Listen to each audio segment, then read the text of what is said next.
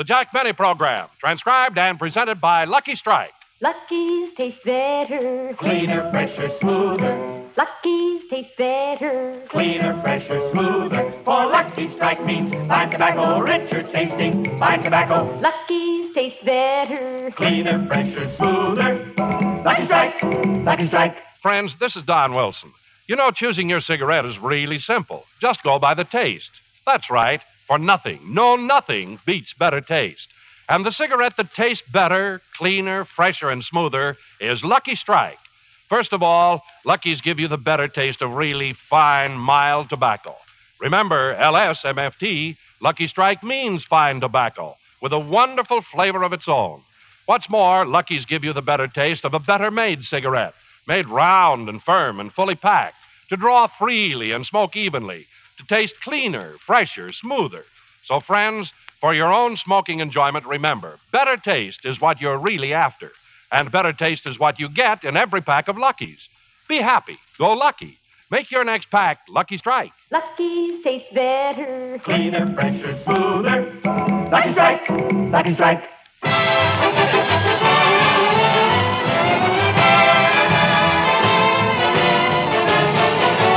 The Lucky Strike program starring Jack Benny with Mary Livingston, Rochester, Dennis Day, Bob Crosby, and yours truly, Don Wilson.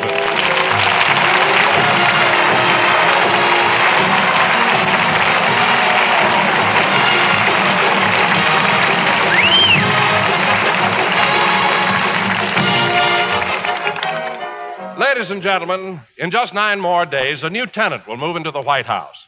And tonight, since we can't bring you the distinguished and lovable tenant, we bring you the mean old landlord, and here he is, Jack Benny.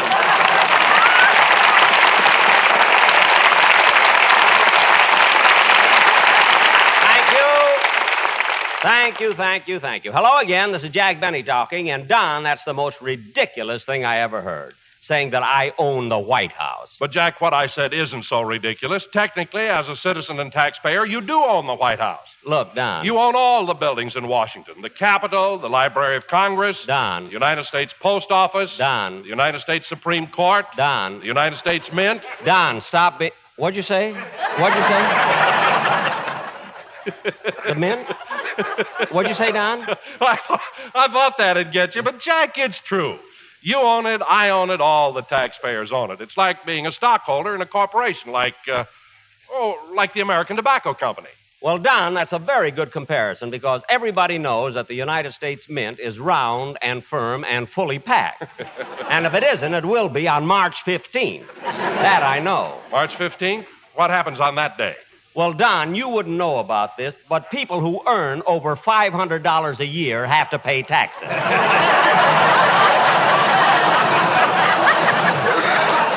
Oh, hello, Mary. Hello, Don. Hiya, Mary. Mary, I said hello, too. I know. Well, what's eating you? Plenty. All I asked you is let me keep a couple of packages of meat in your deep freeze. And this morning, Rochester sent them back to me. He said there was no room. Well, Mary, if there's no room, there's no room. Well, now, wait a minute, Jack. I happen to know that your freezer is unusually large. And just a week ago, I looked in and it was empty. Well, it's full now. No kidding. What's he got in it? His Christmas tree.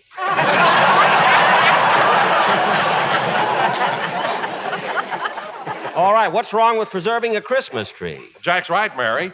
It isn't any of our business what he keeps in his deep freeze as long as he has plenty of meat, like those steaks he served us last night. Some steak. What do you mean, some steak? If you didn't like it, why did you eat so much? I was trying to guess whether it was Dancer, Prancer, Donner, or Blitzen. They were not reindeer. Those were very fine steaks. Didn't you see the government stamp on them? Grade A? Mine said Merry Christmas. I wrote that on there myself. Now, look, Mary, we have a show to do tonight and a very important sketch. So let's try... What in the world was... Bob, what happened? Well, Sammy, the drummer, he fell off the bandstand. What? Well, Jack, it isn't what you think. No? See, the boys in the band are just such practical jokers. Practical joker. Why, what did they do? Well, they took the electric wire that goes to Remley's guitar and taped it to Sammy's chair.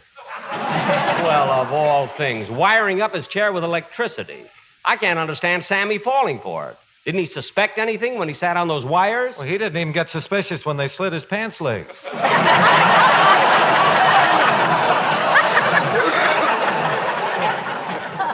Slit Sammy's pants leg?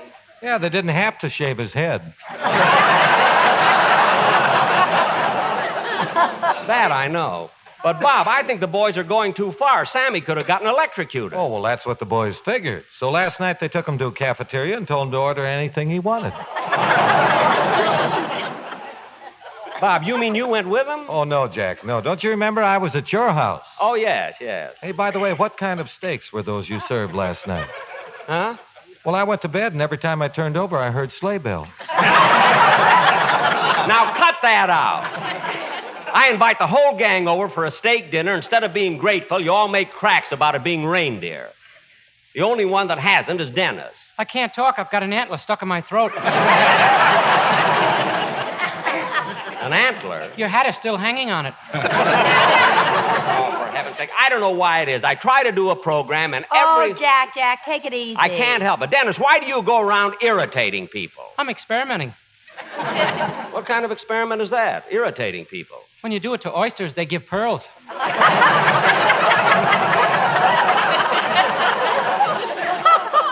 Mary, you talk to him, will you? Dennis, you better sing your song. Okay.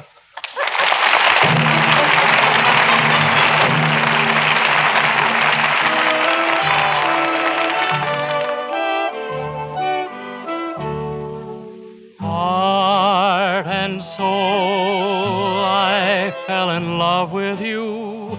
Heart and soul, the way a fool would do, madly, because you held me tight and stole a kiss in the night.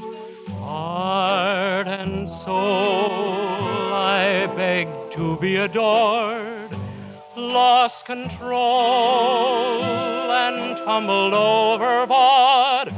Gladly, that magic night we kissed, there in the moonlit.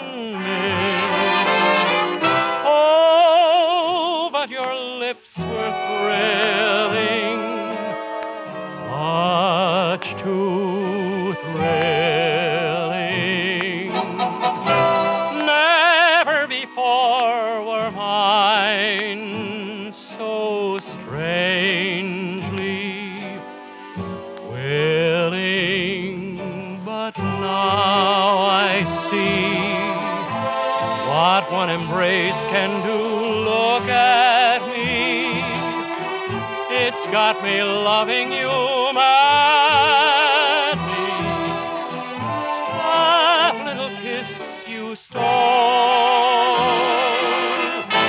held all my heart and soul.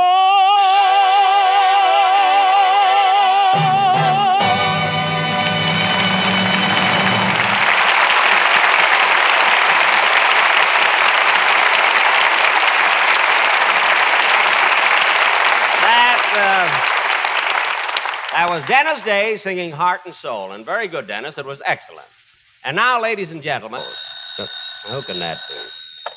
Hello? Hello, Mr. Benny. This is Rochester.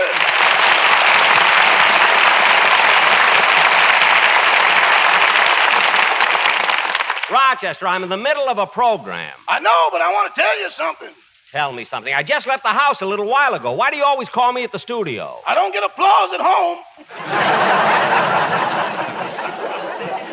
Never mind that. What's so important? A man was here from a fan magazine. He said they wanted to print the story of your life, pictures and everything. Oh, pictures too, huh? Yeah, so I gave him some that were taken when you were in the Navy, some when you were in vaudeville, and some that were taken when you were entertaining overseas. Oh, good, good. Then he asked for one of your baby pictures, but I couldn't find any. Well, what did you do? I slipped him one of mine.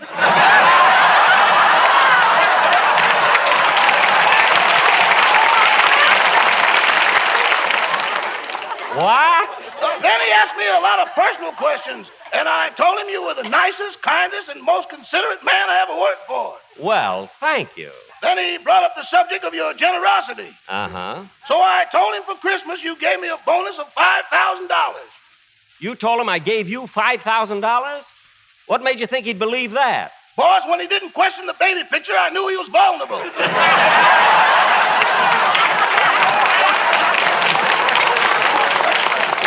Oh. Now, Rochester, I have to get back to the program, so I'll see you later. Goodbye. Goodbye. Oh, say, boss. What now? A few minutes after you left the house, an electric fuse blew out and your freezer went off. An electric what blew out? Fuse. A fuse, huh? And my, Your freezer went out. My freezer went off, I see. Good. Well, what happened to all the things I have in it? Well, your Christmas tree is all right, but 2 snakes thawed out and ran up the chimney.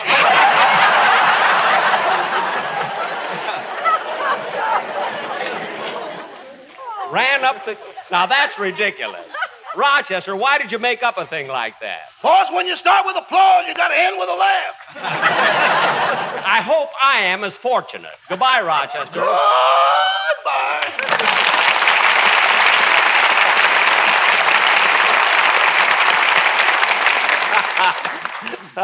You know, Rochester may not be a good butler, but he's certainly...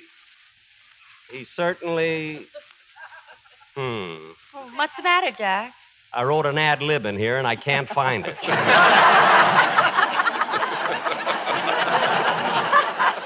Oh, well. Well, Jack, what about the important sketch you said we were going to do tonight? Oh, yes. And now, ladies and gentlemen, for our feature attraction tonight, we will present our version of that wonderful Paramount picture, The Road to Bali, which stars Bob Hope, Bing Crosby, and Dorothy Lamour. You know, I saw it last night, Jack, and it really is a funny picture. I know. Now, since I'm a comedian, I'll play Hope's part. And since Bob Crosby is Bing's brother, he'll play his part. And Dennis... Okay, but I look lousy in a sarong. Look, you're not playing Dorothy Lamour's part. You're going to be a native we met in the jungle, a headhunter. A headhunter? Yes, and before we start, go hunt for your own. About time I had a joke in here anyway. Now, as a matter of fact, we were going to have Dorothy Lamour on the show, but at the last minute, something happened. She wanted money. Oh, quiet. Now, Mary, you're going to be Dorothy Lamour. Okay, but with Bing and Bob in the picture, who's going to get me? The May Company, if you keep making those cracks. Now that we've done all the casting, let's get on with our sketch. The Road to Bali. Wait a minute, Jack. What about me? Oh, yes, Don. You've got a very important part. I have? Yes. Paint a white line down your back. You're going to be the road.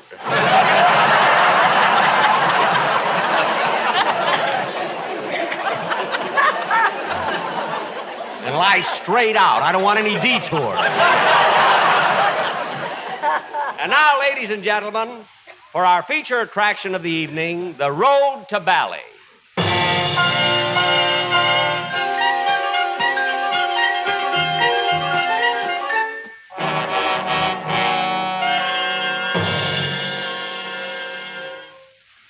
My name is Bob Hope.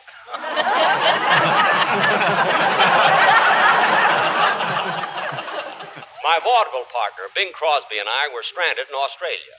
We were broke and hungry and had no friends in Australia, so finally, in desperation, we became pickpockets. The first pocket I picked, nothing. The second pocket, nothing. The third pocket bit me. I had picked the pouch of a kangaroo. After days of continued bad luck, we were walking down the street when I turned to my partner and said, "Gosh, 4 days and nothing to eat. I'm starved." Say, Bing. When the blue of the night meets the gold of the day.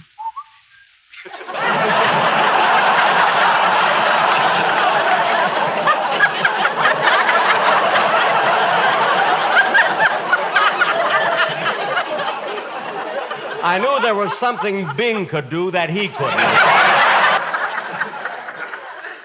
Bing, I can't understand why I'm a failure. I'm a talented dancer. I'm a wonderful singer. I'm a great actor. I'm a big star. You're a big hand. Look, it's Bob Hope.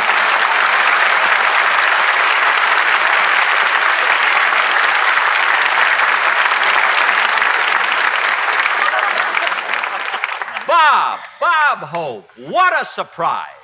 Some surprise. We had 3 rehearsals. I turned down the first 2 scripts, finally had to call in my own writers, and he's surprised.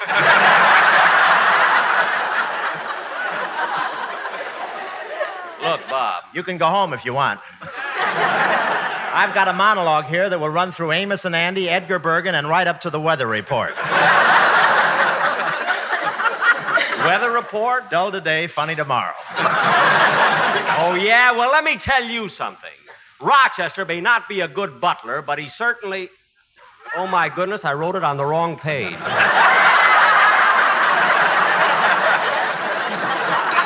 Bob, I'd like you to say hello to the other... Just a second, Jack. Huh?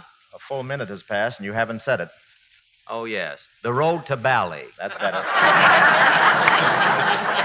Jack, why did you have to say road to Bali? It's either that or money. Hiya, Mary.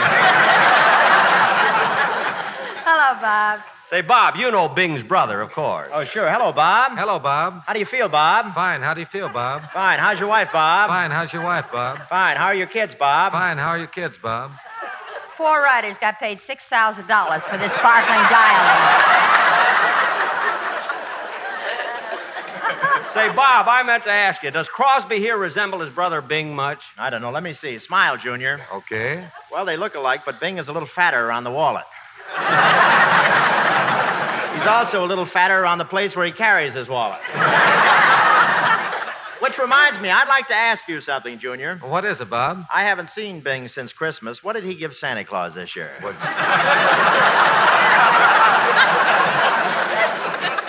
Well, Bob, you know Bing. He doesn't splurge too much around Christmas time. He gives his biggest gifts on March 15th. Amen, brother. Say, Bob, how come you haven't seen Bing for such a long time? You're both at Paramount, aren't you? Yes, but they changed our dressing rooms and we're not next to each other anymore. I meant to tell you, Jack, they gave me your old dressing room. No. Really? Imagine that. My old dressing room. Gosh, I can still picture it. Start right through anywhere through there. It's all fun. That's what they did, Jack. What? I was dressing room. I was okaying your line. I yeah. see. Well, I can still see my old dressing room. There's a big landscape painting on one wall, a window on another wall, and what's on the third wall? 6 wash basins.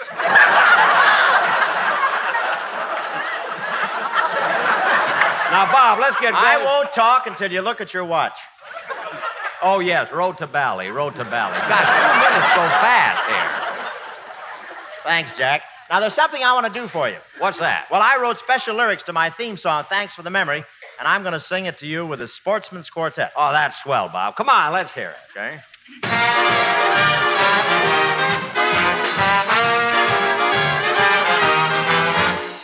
Thanks for the lucky strikes. The pack you gave to me of LSMFT is more than I expected. Thought I'd have to work for free. Oh, thank you so much.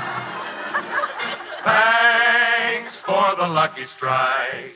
A sentiment we share, you hear it everywhere. A lucky strike is better made, just tear and then compare. Oh, thank you so much.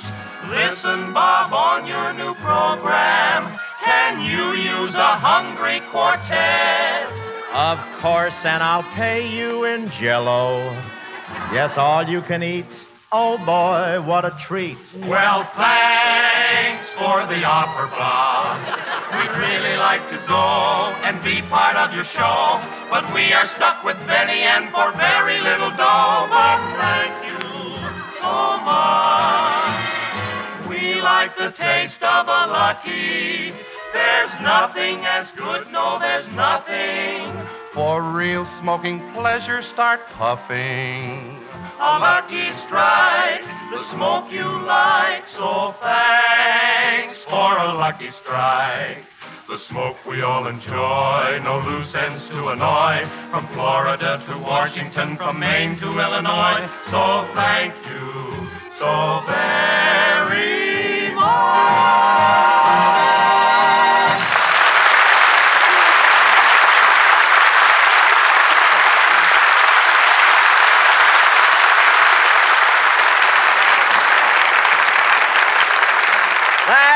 That was wonderful, Bob. Not only did you sing the Lucky Strike commercial well, but you've got the only nose that can tear and compare. By the way, you haven't met Dennis Day yet. Huh? Hello, Mr. Hope. Oh, hello, Dennis. You know, I saw your very first road picture, The Road to Singapore. Really? Yeah, and then I saw The Road to Morocco, The Road to Zanzibar, The Road to Rio, The Road to Utopia, and last night I saw The Road to Bali. No kidding? Yeah, and now that I finally met you in person, I'd like to tell you something. What? You're nothing without Bing Crosby.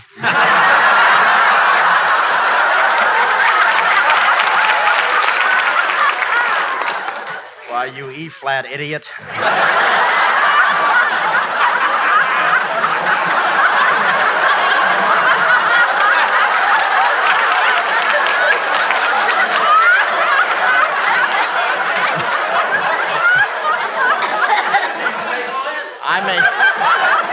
I may cut the strings off you and let you just dangle. Is this fugitive from Glockamora sticking his tongue out at me? No, that's an antler. Now, let's get on with the sketch. What sketch? The Road to Bali. Good. I got a free one that time. I know, but I'm putting my watch ahead. Well, let's get on with the sketch. Okay. Hey, Jack, who's that lying down on the floor? That's Don Wilson. He's the road. Well, he's certainly got the valley for it.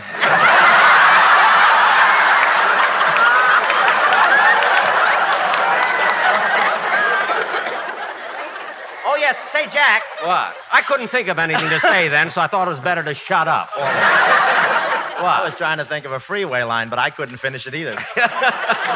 What? Well, Jack. Yes? I think it's only fair for me to play the part I created in the picture. Well, naturally, so I'll play Bing's part. No, Jack, since Bob here is Bing's brother, he should play that role. Well, what can I do in the sketch? Well, you play the part of the giant octopus. Now, wait a minute. I'm not playing any octopus. But it's a very important part. I don't care how important it is. Imagine a man of my position in show business playing an octopus. But, Jack, it motivates the whole picture. You see, the octopus guards a sunken treasure worth millions of dollars. Well, get me 6 more arms and let's go. I'll set the scene. Ladies and gentlemen, Paramount Pictures presents The Road to Bali with Bing Crosby, Bob Hope, Dorothy Lamour, and starring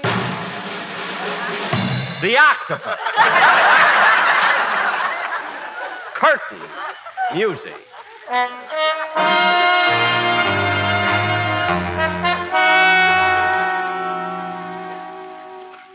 My name is Bob Hope. Crosby and I left Australia bound for the South Sea Islands to look for sunken treasure. We landed on the island of Vatou and became hopelessly lost in the jungle. For days, we wandered through a tangle of vines, and then we came to a rubber plantation, went through it for quite a stretch. Rubber stretch? If I'd known I was going to get dialogue like this, I'd have worn top hat and white tie. No pants. You got to get laughs, you know. As we reached a clearing on the other side, we were surrounded by a fierce tribe of cannibals and their beautiful white princess. My agent. The princess came up to me and said, Me, native princess, who you? Oh, how do you do, ladies and gentlemen? This is Bob What's Cooking Hope, telling all you cannibals that while I'd like to bring you joy, don't look at me when you want to put something in the pot, boy. No worry. My tribe not eat you. You very handsome man. Oh, wait a minute. You don't look like the real princess. Real princess not here. She want money. All I want is you, baby. Kiss me, Toots.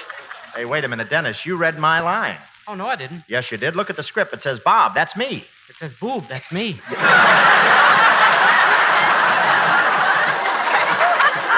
Some sketch this is. It's crazy enough to have Jerry Colonna in it. Greetings, Gate. Sorry I'm late. Oh, wait a minute. You're not even in this sketch. How can you make love to the princess? I don't ask questions. I just have fun. Hey, Bob, what about me? Beat it, Octopus. You come in later. Oh. Well, I'm getting out of here. Come on, Bing. When the blue of the night meets the gold of the day.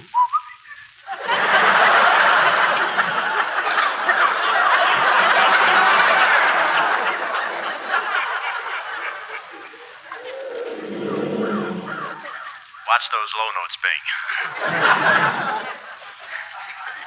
We resumed our long trek through the jungle. Then our bad luck began. We had no food or supplies. At night, we had to light fires to keep the animals away. Then our water supply ran out. We had nothing to drink. We went 3 weeks without a bath. Then the animals started lighting fires to keep us away.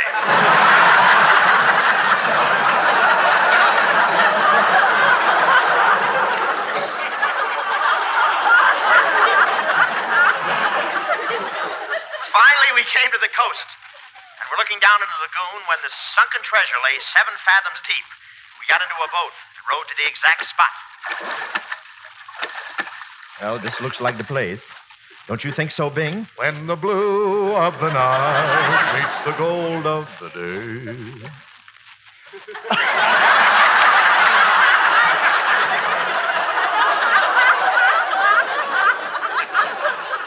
Now, look, I'll put this diving helmet on you. There. Now go over the side and look for the treasure. Attaboy, Bing. Go down and get it. Here comes the giant octopus. That's me, folks. Oh, my goodness. The giant octopus ate up my pal Bing. Octopus, octopus, say something. When the blue of the night meets the gold of the day.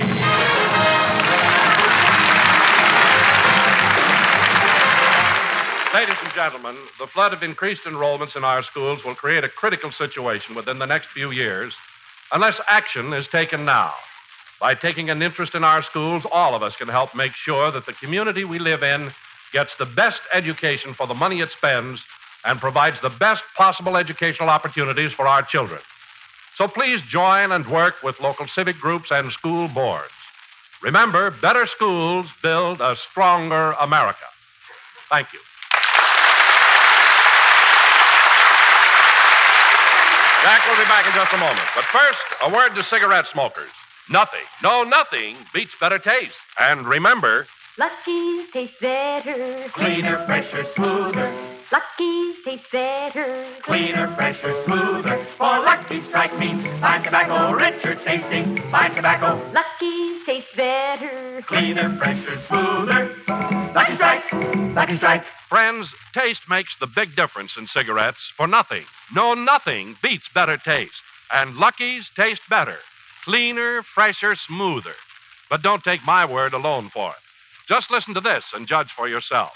A nationwide survey based on actual student interviews in 80 leading colleges reveals that more smokers in these colleges prefer Lucky's than any other cigarette, by a wide margin, too. And the number one reason the students gave for smoking Lucky's was better taste. Yes, and I know you, too, will find that Lucky's taste better, cleaner and fresher and smoother. So enjoy the full, rich taste of fine, mild tobacco in a better-made cigarette. Yes, be happy. Go Lucky. Get better taste today. Be happy, go lucky, get better taste today.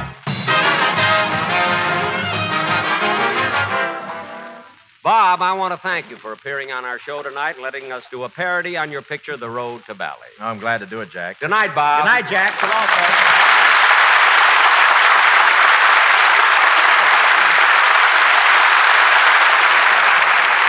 Ladies and gentlemen, be sure to hear The American Way, starring Horace Heidt, for Lucky Strike every Thursday night over the same station.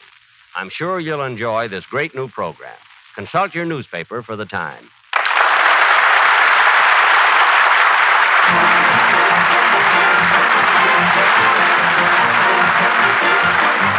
Jack Benny program is written by Sam Perrin, Milt Josephsberg, George Balzer, John Tackerberry, and produced and transcribed by Hilliard Marks. Jack Benny program is brought to you by Lucky Strike, product of the American Tobacco Company, America's leading manufacturer of cigarettes.